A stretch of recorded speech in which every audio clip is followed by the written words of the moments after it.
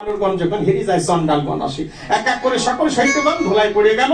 তাদের মধ্যে একজন বুদ্ধিমান ছিল, রামের দলে একজন সৈন্য ছিল, সে হলো চতুর্বুদ্ধিমান। কে? সে হলো ভক্ত হনুমান। হনুমান মনে মনে চিন্তা করে, তাই ওরা দুই ভাই যেভাবে বান ছড়ে, আমি যদি সোজা হয়ে দাঁড়াই থাকি, কোন জায়গা কোন দিক দিয়ে বান ঢুকে পড়ে তার তো ঠিক নাই। তাহলে আমি মাটিতে ঘুরে গড়াগড়ি খাই, বান তাহলে উপর দিক দিয়ে যাবে। কত বুদ্ধি দেখছো? হনুমান মাটিতে পড়ে গড়াগড়ি খায়, বান আর উপর দিক দিয়ে যায়, হনুমানের রঙে একটা ভালো লাগে না। এখন খুশি বলে, ও দাদা ওই দেখো একটা সৈন্য নড়ে চড়ে, ওকে এখনো মরে নাই, ওই যে গড়াগড়ি খাচ্ছে হনুমান। লব বলছে, দাঁড়া ভাই, ওকে নিধন করিস না, কি সুন্দর চেহারা দেখেছিস, ওর বদনটা কেমন কালো, লেজ কত বড় একটা লেজ, ওই রকম জিনিস ওই রকম জন্তুর আমাদের মা জীবনে কোনোদিন দেখে না।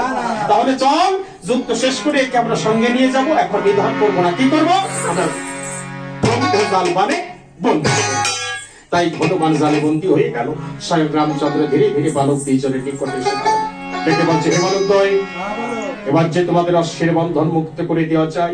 খুশি বলছে, ও রাজন, এসেছিলে যে কয়জন ভ্রাতৃগণ, তোমার যত সৈন্যগণ এই তপবনে এসেছিল, সকলেতে আমাদের নিকটে পিতৃ পরিচয় জানতে চেয়েছে। আচ্ছা, তা তুমি যে